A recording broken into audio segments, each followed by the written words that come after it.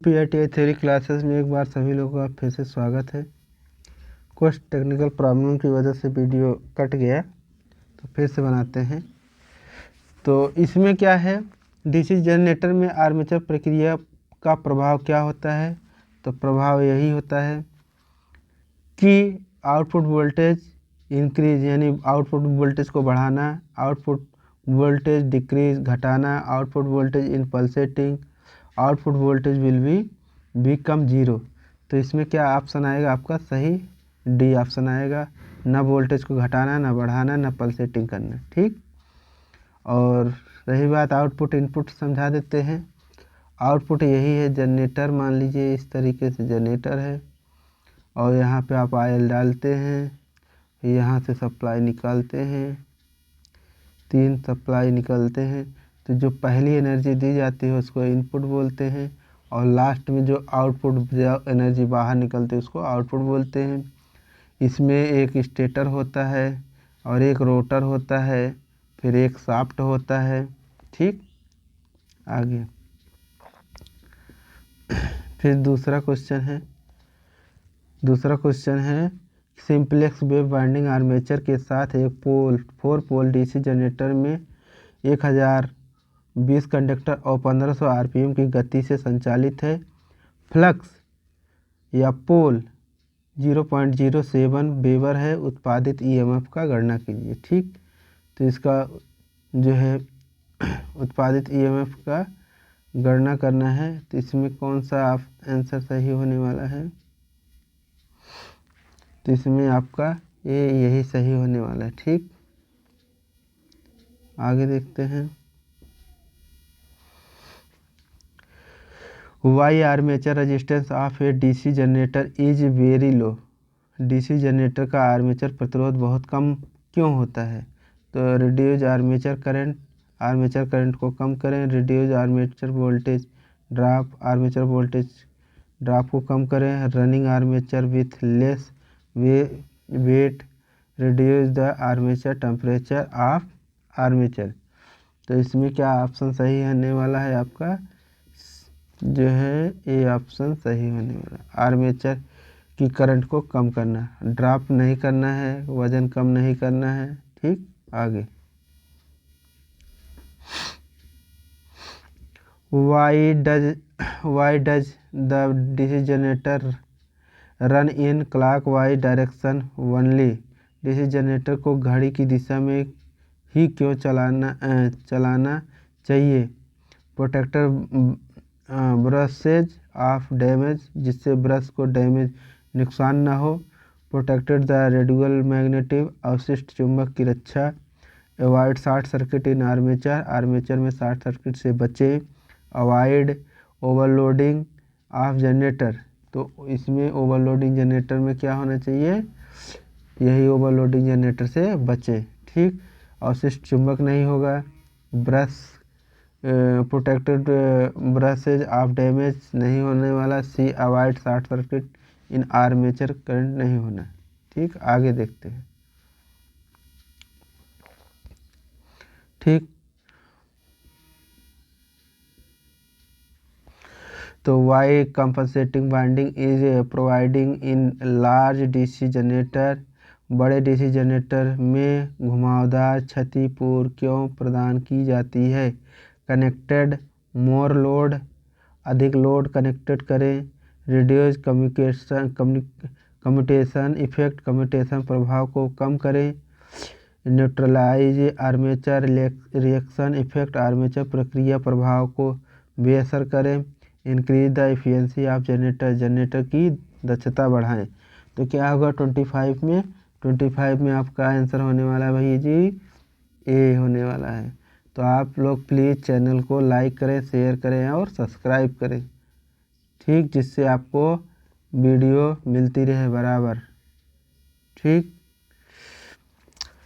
What is the reason for the DC generator failing to build up voltage. DC generator के voltage का निर्माण करने में विफल होने का क्या कारण है। लॉसेस ब्रश कनेक्टेड, ब्रश ढीले होने चाहिए, ब्रश ढीले ब्रश संयोजन, यानी ब्रश को कार्बन ब्रश को ढीला नहीं होना चाहिए। Armature resistance is more, armature resistance अधिक है। फिर सी ऑप्शन है field resistance is above critical resistance, field प्रतिरोध क्रांतिक के प्रतिरोध से ऊपर। Prime mover is running at above rated speed, prime mover rated गति से ऊपर चल रहा है। तो क्या होना चाहिए 26 में क्या होना चाहिए 26 में आंसर होना चाहिए ए, आंसर सही है। कौन आंसर सही है? ए। अगर ब्रश ढीला होगा तो आपका सिस्टम यानी जनरेटर सब खराब हो जाएगा, डैमेज हो जाएगा, तो इसलिए ब्रश ढीले नहीं होने चाहिए। ब्रश ढीला हो जाएगा तो उससे आपका सिस्टम जो मैग्नेटाइजिंग है सब कुछ फ्लक्स सब कुछ प्रॉब्लम में आ जाएगा। तो पहला ऑप्शन ही सही है। और आर्मेचर का प्रतिरोध अधिक नहीं होता, फील्ड रेजिस्टेंस नहीं होता, प्राइम मूवर रनिंग नहीं होता। ठीक, आगे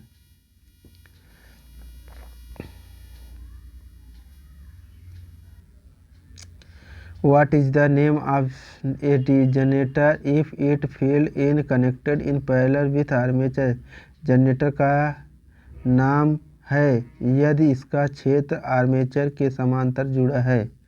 shunt generator, series generator, compound generator और सेल्फ एक्साइटेड जनरेटर। तो क्या होना चाहिए 27 में ए ऑप्शन सही है। 27 में ए ऑप्शन सही है। सीरीज जनरेटर नहीं होगा, कंपाउंड नहीं होता, सेल्फ एक्साइटेशन नहीं होगा। ठीक,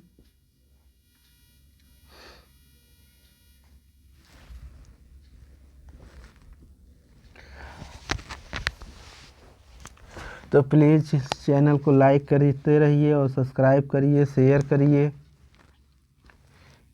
ओके, फिर से आगे पढ़ते रहें। What is the proper of pole shoe in a DC generator? DC generator में पोल शू का उद्देश्य क्या होता है? रिड्यूस द एयर गैप को कम करना, इंक्रीज द फील्ड स्ट्रेंथ क्षेत्र की ताकत बढ़ाता है, मिनिमाइज द मैग्नेटिक लॉसेस चुंबकीय हानियों को करता है, spread out flux uniformly in the air gap में समान रूप से फ्लक्स को फैलाता है। तो 28 में क्या होगा 28 में आपका डी ऑप्शन सही होगा, एयर गैप। और ITI के जितने लोग हैं ज़्यादा से ज़्यादा आप लोग चैनल को शेयर करिए, सब्सक्राइब करिए और MCQ क्वेश्चन लगभग ज़्यादा करिए। आपके बुक में जितने पीछे बहुविकल्पी क्वेश्चन है उसको हल करते रहिए, उससे आप 100% आप पास हो जाएंगे, 100% और अच्छे नंबर से पास होंगे। ठीक, और नहीं विश्वास है तो आप एक बार ट्राई कर लीजिए, फिर एग्ज़ाम में जाइएगा। जो आपकी ट्रेड हो, electrician, fitter, RSC, electronic, builder, COPA, जो हो, पीछे आपके बुक में जितने दिए गए हैं बहुविकल्पी क्वेश्चन उसको तैयार करिए और पेपर में जाइए, अच्छे नंबर से लेके आइए। तो what is the function of split ring in a DC generator? DC generator में स्प्लिट का क्या कार्य है? निरंतर वोल्टेज बनाए रखना, धारा को एक ही दिशा में एकत्रित करता है, ब्रश पर वोल्टेज ड्रॉप को कम करता है, और लास्ट है रेटेड की तुलना, increase the terminal voltage than rated, यानी जो टर्मिनल वोल्टेज का में जो इंक्रीज हो रहा है उसको रेटेड फिक्स करना। तो 29 में क्या हो रहा है 29 में आपका ए ऑप्शन सही है। एक मिनट, 29 में ए ऑप्शन सही है, यही ऑप्शन सही और ये गलत है। ठीक, आगे which material is used to make a brush in a generator? Generator में ब्रश बनाने के लिए किस सामग्री का उपयोग किया जाता है? Steel and graphite, carbon and graphite, cast iron and graphite, aluminium and graphite. तो बड़े जनरेटर में किसका प्रयोग किया जाता है? बड़े जनरेटर में यही ढलवा लोहा और ग्रेफाइट का किया जाता है। क्यों? क्योंकि ढलवा लोहा सस्ता आता है, इसीलिए इसको यूज करते। स्टील भी नहीं करते, कार्बन भी नहीं करते और एल्युमिनियम भी नहीं करते। ठीक, आगे। Why DC generator are losing their radial magnetism. क्यों डीसी जनरेटर अपने अवशिष्ट चुंबक को खो देते हैं? Heavy short circuit in load, running without load, continuous running without break, change of direction of rotation very half ten. पहला हिंदी में भार में भारी शॉर्ट सर्किट, दूसरा है बिना लोड के लगातार चल रहा है, तीसरा है बिना रुके लगातार चलना, चौथा है रोटेशन की दिशा अक्सर बदलना। तो 31 में कौन सा आंसर सही होने वाला है? तो यही है भार में भारी short circuit, heavy load short circuit in the system. तो आपका लगातार वाले बी ऑप्शन गलत है, सी भी गलत है और डी भी गलत है। ठीक, आगे। How does the magnetism circuit completed the yoke and pole in the generator. एक जनरेटर में योक और ध्रुव के माध्यम से चुंबकीय सर्किट कैसे पूरा होता है? तो field coil, armature core, laminated pole core जिसको बोलते हैं पट्टिलित pole core, binding conductor in armature, binding conductor में आर्मेचर। तो 32 में क्या होगा आपका आंसर? 32 में आपका आंसर होने वाला है सी ऑप्शन सही होने वाला। कौन सा? सी, laminated pole core. Field coil नहीं होगी, आर्मेचर कॉइल नहीं होगी, बाइंडिंग कंडक्टर इन आर्मेचर नहीं होगा। ठीक, इसलिए जल्दी जल्दी आपको करा रहे हैं जिससे आपका रिवीजन हो जाए। नहीं तो थियरी जब कहेंगे तो हम आपके सामने हाजिर हो जाएंगे बोर्ड पर और उससे आपको बेहतर थियरी पढ़ाएंगे।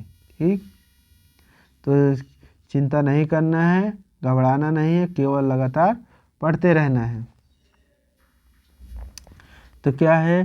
डीसी शंट जनरेटर में लोड बढ़ने पर टर्मिनल वोल्टेज कम क्यों हो जाता है? तो because of armature reaction effect, due to increase in armature reaction resistance. फिर सी ऑप्शन है because of brushes voltage drop decrease, और डी ऑप्शन है due to increase in short circuit shunt field induction. तो पहला है armature प्रक्रिया प्रभाव के कारण, दूसरा है आर्मेचर प्रतिरोध में वृद्धि के कारण, तीसरा है ब्रश वोल्टेज की वजह से गिरावट कम हो जाता है और शंट फील्ड इंडक्टर प्रेरकत्व में वृद्धि हो जाता है। तो आपका 33 में क्या ऑप्शन है? डी ऑप्शन सही है। ठीक, आर्मेचर पहला सही गलत है, आर्मेचर प्रक्रिया में प्रभाव, दूसरा आर्मेचर प्रतिरोध में वृद्धि, तीसरा है वोल्टेज की वजह से गिरावट। तो यही आपका डी ऑप्शन सही है। आगे।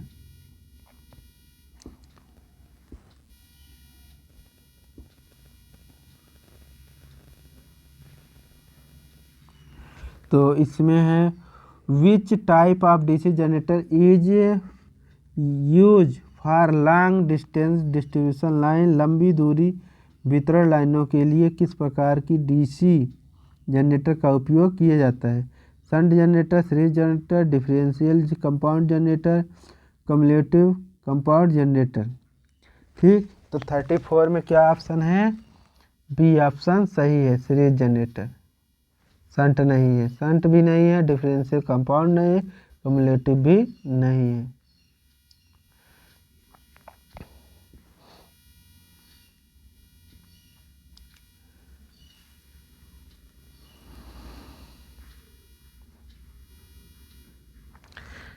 ठीक। डीसी जनरेटर में इंसुलेशन प्रतिरोध को बेहतर बनाने के लिए किस विधि का उपयोग किया जाता है? तो पहला, ब्रश को बराबर बदलना। बी ऑप्शन है, समय समय पर मशीन को गर्म करना, नियत रूप से कम्यूटेटर सेगमेंट की सफाई करना और रखरखाव के दौरान मशीन में गर्म हवा देना। तो इसमें क्या है 35 में 35 का ऑप्शन है डी ऑप्शन सही है। क्या है? D option. Blower, head blower into the machine during the maintenance. ठीक। तो आपका समय समय पे ब्रश को नहीं बदलना है, समय समय में मशीन नहीं गर्म करना है, नियमित रूप से कम्यूटेटर सेगमेंट की सफाई नहीं करना है। ठीक।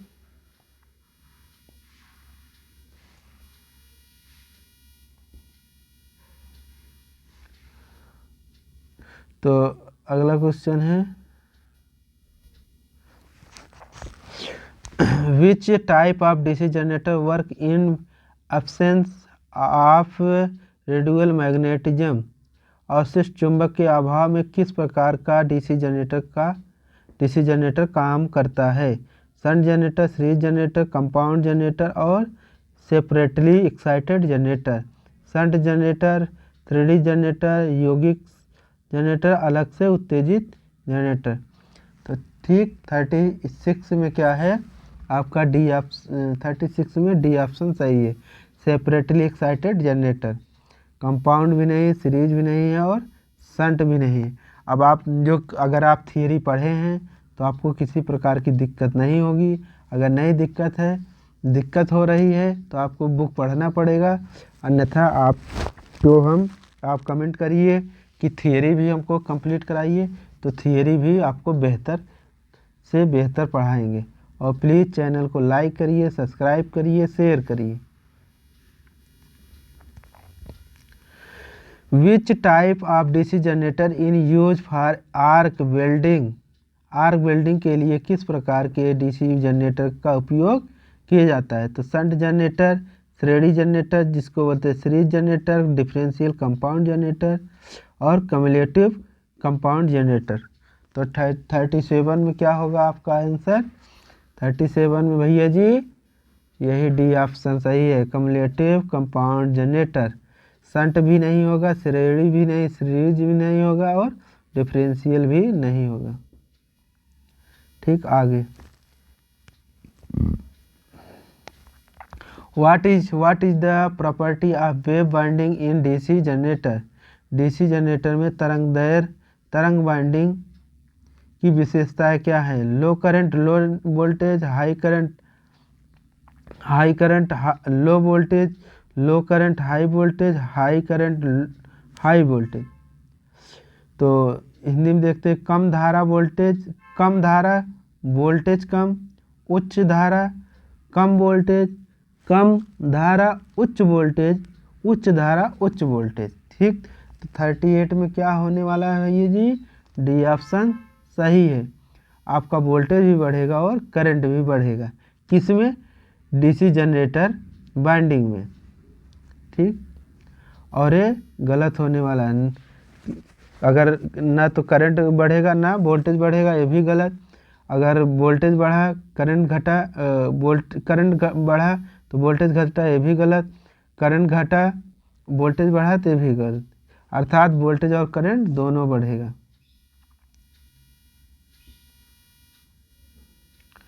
तो what is the purpose of resistance wire use in the commutator connection in DC generator? DC generator में कम्यूटेटर संयोग में प्रयुक्त प्रतिरोध तार का उद्देश्य क्या है? तो जैसे देखिए ये है आपका, इसी को दिखाता है क्या है, यही कम्यूटेशन का संयोजन है। ठीक। इसी को शार्ट बोलते हैं और इसी को पोल बोलते हैं, पोल, इसी पोल। और ये है वाइंडिंग, ये है वाइंडिंग। ठीक। आगे देखते हैं ऑप्शन में क्या दिए गए हैं। नियत वोल्टेज बनाए रखना, शून्य स्थैतिक रूप से प्रेरित ईएमएफ, स्थैतिक रूप से प्रेरित ईएमएफ बढ़ाना, धारा दिशा का आसानी से पलटना। तो इसमें क्या होने वाला है? 39 में क्या होने वाला है आपको भैया जी? 39 में सी ऑप्शन। कौन सा? सी ऑप्शन, यानी इंक्रीज स्टैटिकली इंड्यूस ईएमएफ। तो जो है आपका ईएमएफ जो है, ईएमएफ जो है बढ़ेगा। ठीक, किससे बढ़ेगा? इंस्टेंटली, इस तरीके से बढ़ेगा। ठीक, why solid pole shoes are use in DC generator. DC generator में ठोस पोल शू का उपयोग क्यों किया जाता है? ठीक, क्यों किया जाता है? To reduce copper loss, to increase the radial magnetism, to decrease the radial magnetism, to reduce the reactance of magnetic path. तो तांबे के नुकसान को कम करने के लिए, अवशिष्ट चुंबक को बढ़ाने के लिए, अवशिष्ट चुंबक को कम करने के लिए, अवशिष्ट चुंबकीय परिपथ को करने के लिए। तो लास्ट क्वेश्चन यही है। तो 40 में क्या होने वाला है आपका भैया जी? 40 में होने वाला डी ऑप्शन सही है, यही, to reduce the reactance of magnetism path. तो आपका पहला ऑप्शन गलत, दूसरा गलत, तीसरा गलत। इसलिए हम तेज चल रहे हैं, हमने तेज़ी से या स्पीड से इसलिए पढ़ा रहे हैं क्योंकि हम आपको सोच रहे हैं कि आपका थियरी कंप्लीट है, इसीलिए हम आपको क्वेश्चन एमसीक्यू बहुविकल्पी कराते जा रहे हैं, जिससे आपको आसानी से सब कुछ तैयार हो।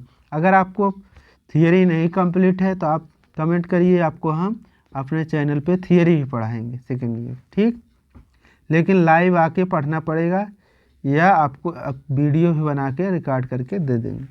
तो प्लीज़ आप लोग चैनल को लाइक करिए, सब्सक्राइब करिए, शेयर करिए। और जब लाइक करेंगे, सब्सक्राइब करेंगे तो हमको स्वयं को अपने आप चैनल पे ऑटोमेटिक पता लग जाएगा कि कितने सब्सक्राइब हुए हैं। तो आपको अगर वीडियो अच्छा लगा, अगर हमारा मेहनत आपके लिए थोड़ा सा भी कुछ अच्छा हो रहा है, तो प्लीज़ आप लोग चैनल को लाइक करिए, सब्सक्राइब करिए, शेयर करिए। धन्यवाद, थैंक यू, बाय बाय।